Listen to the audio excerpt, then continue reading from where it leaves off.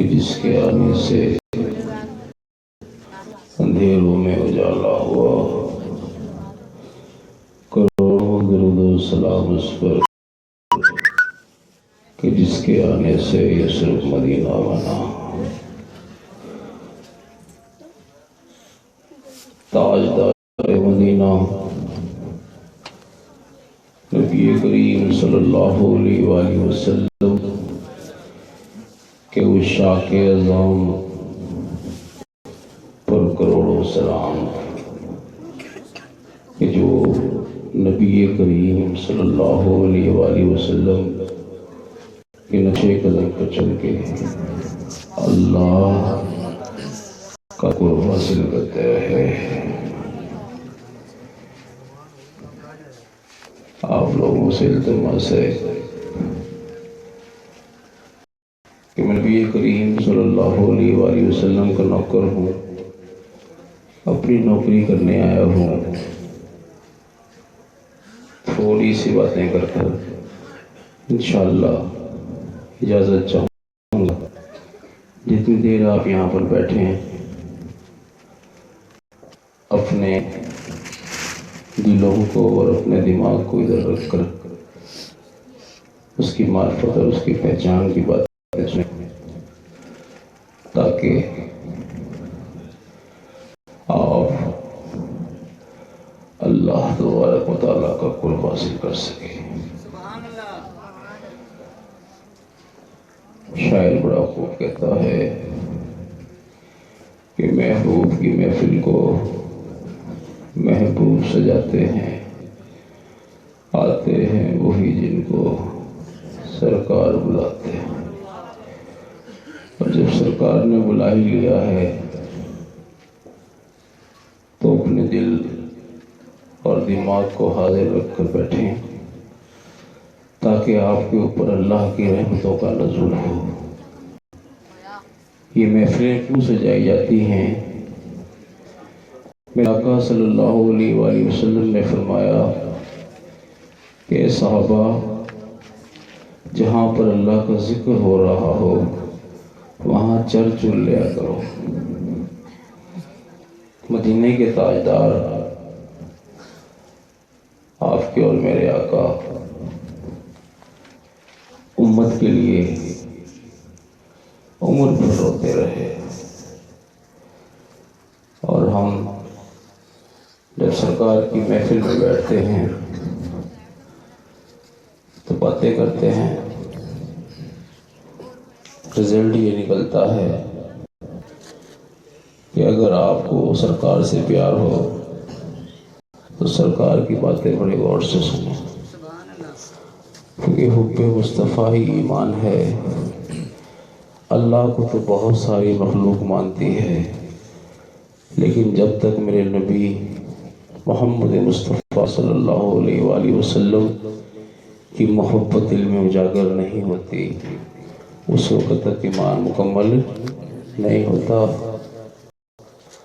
تو میری آپ سے درخواست ہے کہ چند باتیں کر، بڑی مشکل سے پہنچا ہوں یہاں پر،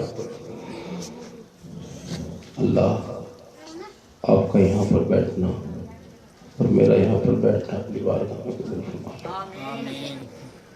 آج چند باتیں، چند گفتگو آپ سے کروں گا، اور امید کرتا ہوں کہ آپ اس کو اپنے دل کے گلدستے سجا کر اس پہ عمل کریں گے۔ محفل چھوٹی ہو یا بڑی، محفلیں بڑی ہوتی ہیں، بندے کم ہو یا زیادہ،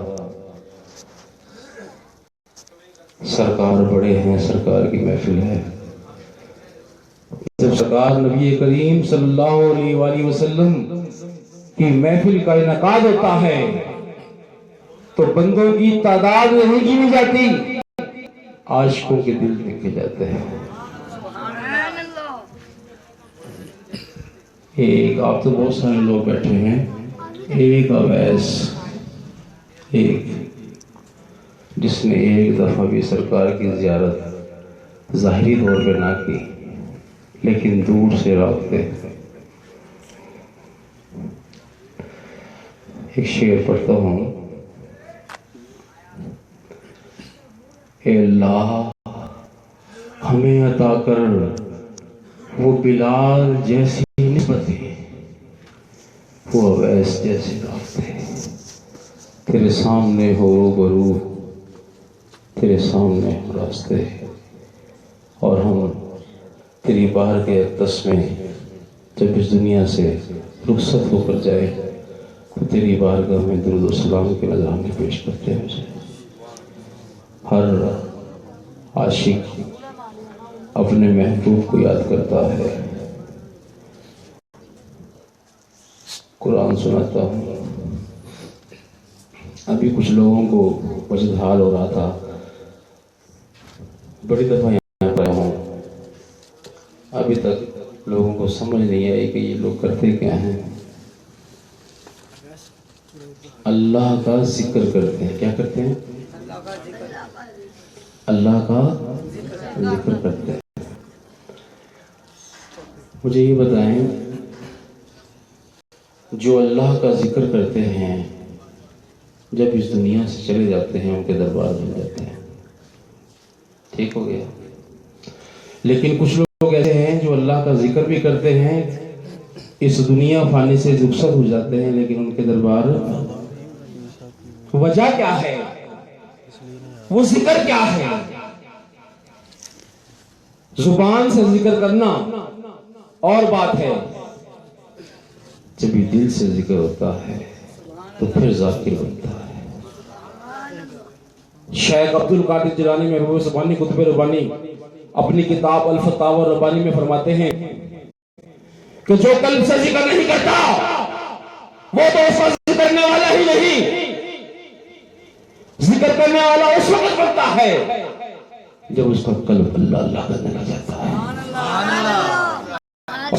ان کا قلب اللہ اللہ کرتا ہے تو اس دنیا میں رہتے ہوئے بھی، سوتے ہوئے بھی، جاگتے ہوئے بھی، کروٹیں بدلتے ہوئے بھی اللہ کا ذکر کراتا ہے. اور قرآن پاک میں آتا ہے کہ تم میرا ذکر اس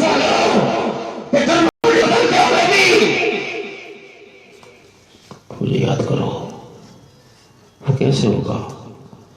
کیسے ہوگا؟ وہ زبان بند ہو جائے گی، سو جائیں گے. کسی نے کیا خوب کہا ہے کہ کسی سے پوچھا کہ زندگی اور سونے میں جو آپ نیند کرتے ہیں اور موت میں کیا فرق ہے؟ تو کسی نے کیا خوب جواب دیا کہ سونا، نیند آدھی موت ہے، نیند، لیکن اس میں جب ذکر ہو رہا ہوتا ہے تو پھر بات بن جاتی ہے. کاٹ دو، بات بن جاتی ہے. نیند اور موت میں فرق کیا ہے؟ What is the difference between them؟ کیا خوب جواب دیا کسی نے کہ نیند آدھی موت ہے اور موت پوری نیند ہے. موت اب جب آپ سوئیں گے، قرآن پاک کے الفاظ ہیں، یہ کہ ایک بات قرآن و حدیث سے ثابت ہے.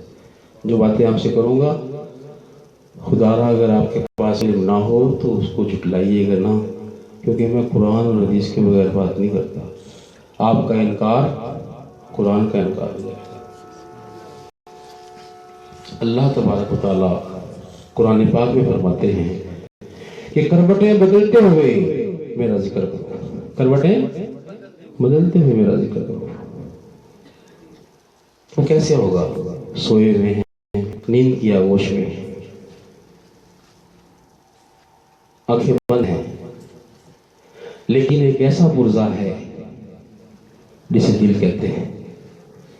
میرے آقا صلی اللہ علیہ وآلہ وسلم نے فرمایا کہ جسم میں ایک ایسا لوتھڑا ہے جسے دل کہتے ہیں، اگر یہ درست ہو جائے تو پورا جسم درست ہو جاتا ہے، اگر اس میں بگاڑ پیدا ہو جائے تو پوری میں بگاڑ پیدا ہو جاتا ہے. تو ہم یہاں پر آ کر کیا کرتے ہیں؟ اس کوشش کرتے ہیں جو تمہارے سینے میں دل ہے وہ اللہ اللہ کرنے لگ جائے. جب وہ اللہ اللہ کرنے لگ جاتا ہے تو پھر سوتے جھاگتے اٹھتے بیٹھتے کھاتے پیتے اس دنیا میں بھی اور مرنے کے بعد بھی قبر میں بھی اس کو دل اللہ اللہ کر رہا ہوتا ہے. اسی لیے ان کے دربار بن جاتے ہیں اور ہم ان درباروں پر ان سے فیض لینے جاتے ہیں. کیوں؟ کہ ان کے دل اللہ اللہ کر رہے ہیں. دو آدمی، میری باتیں دھیان سے سننا، دو آدمی ہیں، ایک فوت ہوتا ہے اس کی ہڈیاں بھی ختم ہو جاتی ہیں، ٹھیک، ایک ویسا کا ویسا رہتا ہے. کبھی دیکھا ہے آپ نے؟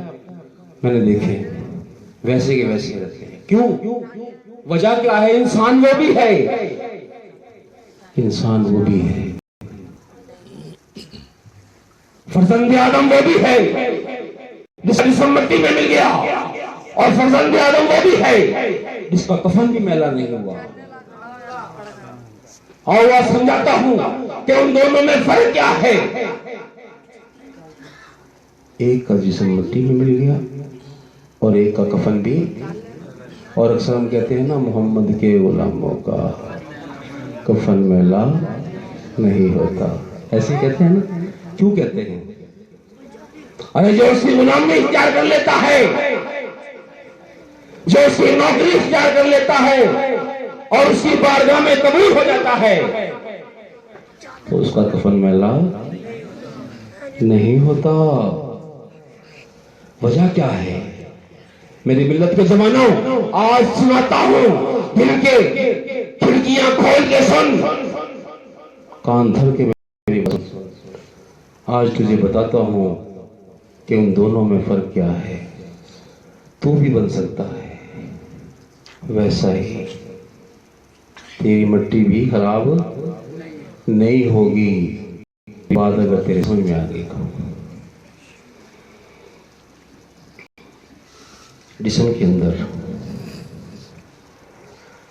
جسم کس کا بنا ہوا ہے؟ بولو تو صحیح. مٹی کا. اب جو مٹی کی اینٹ ظاہری طور پہ تھپیرا تھپتا ہے نا، بھٹے میں دے دیتا ہے. غور سے سننا میری بات. کس میں دے دیتا ہے؟ جب وہ بھٹے میں دیتا ہے اور بھٹے میں آگ لگی ہوتی ہے تو اس اینٹ کو پکا دیا جاتا ہے. کیا ہو جاتا ہے؟ پک جاتی ہے اینٹ. ہم جب زمین کھودتے ہیں بنیادوں میں اینٹیں رکھتے ہیں، نہیں رکھتے؟ خراب. میں دنیا کی مثال اس لیے دے رہا ہوں کہ آپ کو میری بات سمجھ میں آ جائے گی. میں عالم لاہوت کی بات کروں آپ کو سمجھ نہیں آئے گی. میں عالم لاہوت کی بات کروں آپ کو سمجھ نہیں آئے گی. میں عالم جبروت کی بات کروں آپ کو سمجھ نہیں آئے گی. میں عالم حرامی کی بات کروں آپ کو سمجھ نہیں آئے گی. میں عالم لامکانی کی بات کروں آپ کو سمجھ نہیں آئے گی. میں دنیا میں رہ کر آپ کو دنیا کی مثالیں دے رہا ہوں تاکہ آپ کو سمجھ آ جائے. مٹی کی اینٹ، ہاں اینٹ بٹے میں پکتی ہے، خراب بلڈنگ کھڑی ہو جاتی ہے. ایسے ہی ہے انسان کس کا بنا ہوا ہے؟ جب یہ پک جاتا ہے تو یہ بھی خراب نہیں ہوتا.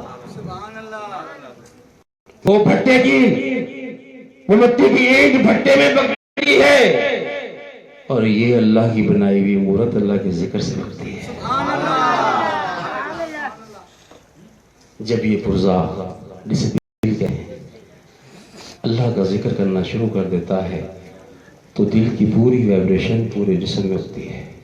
ایسے ہی ہے جب پورے جسم کے اندر یہ اللہ کا نور داخل ہو جاتا ہے پھر جب اس کو موت آتی ہے تو اس کا جسم خراب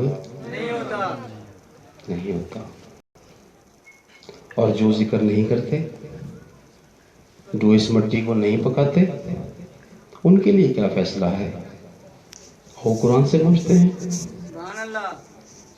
اللہ قرآن پاک فرماتا ہے میں نے ان کے لیے دردناک عذاب تیار کر رکھا ہے. آگ ہی کیوں کہ جب تک وہ پاک نہیں کر لے گا اس مورت کو جنت میں داخل نہیں کرے. میری بات سمجھنا، فلسفہ سمجھا رہا ہوں، کیونکہ میں کوئی لچھے دار تقریر نہیں کرتا، میں قصے کہانیاں نہیں سناتا. میری کوشش ہوتی ہے کہ جو معرفت اللہ نے مجھے عطا کی اس میں سے چند پھول آپ کے دلوں میں ڈال دوں. سبحان اللہ. اس ٹاپک کو جو میں نے ابھی آپ کے سامنے بیان کیا کہ مٹی کی اینٹ ہے، پک جاتی ہے، خراب یہ مٹی کی مورت جو اللہ نے بنائی ہے، اگر اللہ کے ذکر سے یہ پک جائے تو یہ بھی خراب نہیں ہوتی.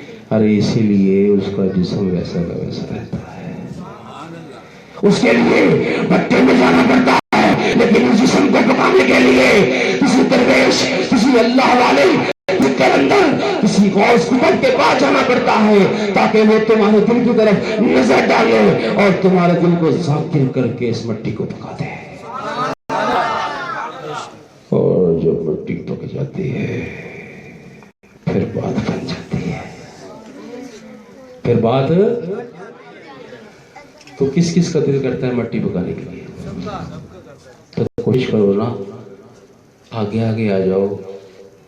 میں اپنے آقا صلی اللہ علیہ وآلہ وسلم، میرے گھر کا فیض نہیں ہے، یہ سرکار کا فیض ہے، چلا آ رہا ہے. خاص صحابہ کرام کے پاس چلا آیا، پھر تبع تابعین، چلتا چلتا اللہ کے ولیوں کے پاس، پھر مرشد کے پاس پہنچا، میرے سینے میں آیا، میں آگے ٹرانسفر کر رہا ہوں. تو لے لو یار، کوئی پیسے لگتے ہیں. اور جو لوگ کہتے ہیں جی ہمیں ہاتھ پکڑ کے دیکھیں اور ہمیں کچھ نہیں ہوتا، ہمیں کچھ نہیں ہوتا، وہ بے وقوف ہیں، اور ابو جہل کی نسل میں سے ہیں.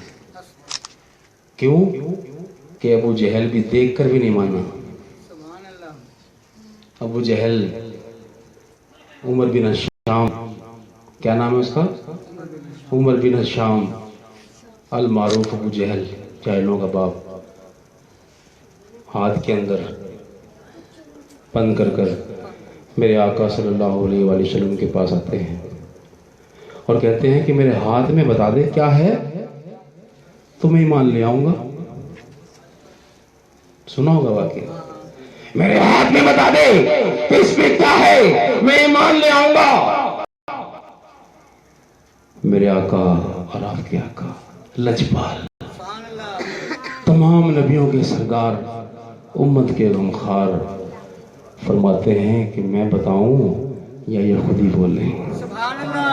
ارے میں بتاؤں یا یہ خود ہی بولیں؟ پتھر ہاتھ میں تھے، کلمہ پڑھنا شروع کر دیا، لا الہ الا اللہ محمد رسول اللہ. یہ شان ہے میرے آقا کی. اور جن لوگوں نے ان کی نوکری اختیار کی، جن لوگوں نے ان کی غلامی اختیار کی، بابا فرید الدین بن گئے. جن لوگوں نے ان کی نوکری اختیار کی، جن لوگوں نے ان کی غلامی اختیار کی، وقت کے سلطان بن گئے، اور کوئی وقت کے امام بن گئے. کون تھے وہ؟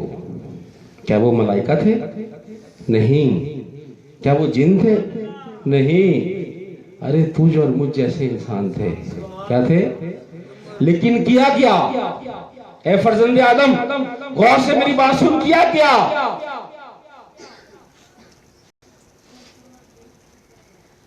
فذکرونی اذکرکم، فذکرونی، تو مجھے یاد کر میں تجھے یاد کروں گا. تو دنیا میں رہتے ہوئے فرش پر میرا ذکر کر، میں عرش پر تیرا ذکر کروں گا. اور تو تنہائی میں میرا ذکر کر، میں عرش پہ بیٹھ کے تنہائی میں تیرا ذکر کروں گا. تو محفلیں سجا کے میرا ذکر کر، میں ملائکہ کی محفلیں سجا کے تیرا ذکر کروں گا. دنیا میں رہ کے میرا ذکر کر، میں مرنے کے بعد بھی تیرے ڈنکے بجوا دوں گا.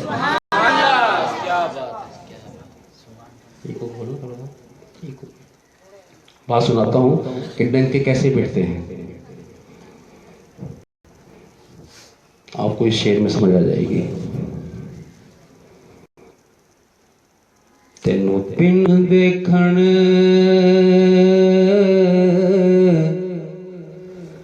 ساڈی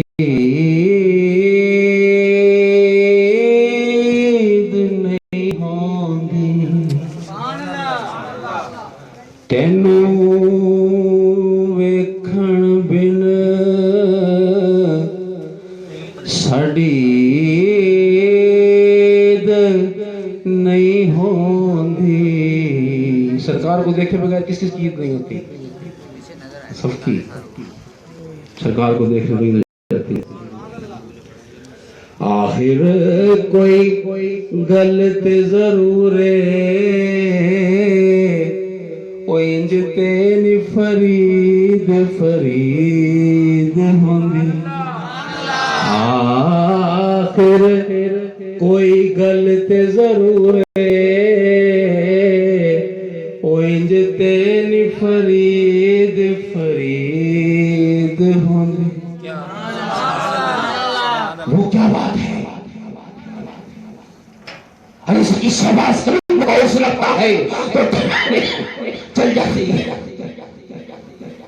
اور بابا فرید کا عرس لگتا ہے تو لہنیں بن جاتی ہیں. ایسا نہیں ہے.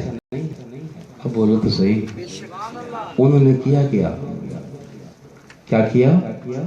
ابھی میں نے قرآن پاک کی آیت پڑھی، بس کرو نہیں، بس انہوں نے اللہ کا ذکر کیا. کتنے بھی بزرگ ہیں، میری طبیعت ٹھیک نہیں ہے، میں صرف نوکری دینے آیا ہوں، خدا را میری باتوں کو دل کے اندر اتار لیں اور بات بن جائے، تاکہ بات بن جائے. کیا کیا ان لوگوں نے؟ اللہ کو یاد کیا. جتنے بھی بڑے بڑے پیر ہیں، چھوٹے ہیں یا بڑے، سب بڑے ہی ہوتے ہیں. جو سرکار کے غلام ہوتے ہیں وہ بڑے ہی ہوتے ہیں. ان تمام کے استاد موجود ہیں. پیر کو استاد بھی کہتے ہیں، پیر بھی کہتے ہیں، درویش بھی کہتے ہیں، صوفی بھی کہتے ہیں، ناموں سے موسوم کیا جاتا ہے. لیکن آج تک کوئی ایسا پیر نہیں جس کے اوپر کوئی پیر نہ ہو. صرف میرے محمد مصطفیٰ صلی اللہ علیہ وآلہ وسلم ایک ایسے نبی ہیں کہ جو سب پیروں کے بھی پیر ہیں اور سب نبیوں کے بھی سردار ہیں. اس کے علاوہ جتنے بھی اللہ کے ولی ہیں ان کے اوپر استاد موجود ہیں. انہوں نے اپنے استاد سے وہ ذکر سیکھا. حضرت بابا فرید الدین گل شکر عطار رحمت اللہ علیہ کے مرشد حضرت بختیار کاکی رحمت اللہ علیہ، حضرت بختیار کاکی رحمت اللہ علیہ کے مرشد حضرت خواجہ معین الدین چشتی اجمیری رحمت اللہ علیہ، حضرت بہاول ذکر ملتانی ہمارے ملتان میں ہیں، ان کے پیر شیخ شہاب الدین سہروردی رحمت اللہ علیہ، ان کے استاد شیخ شہاب الدین سہروردی رحمت اللہ علیہ، حضرت رکن اعظم سرکار کے پیر حضرت بہاول ذکر ملتانی رحمت اللہ علیہ. پتہ یہ چلا حضرت سلطان باہو کے پیر عبد الرحمن رحمت اللہ علیہ. پتہ یہ چلتا ہے کہ جتنے بھی اللہ کے ولی اس دنیا میں آئے ان کے اوپر ان کے استاد موجود ہیں.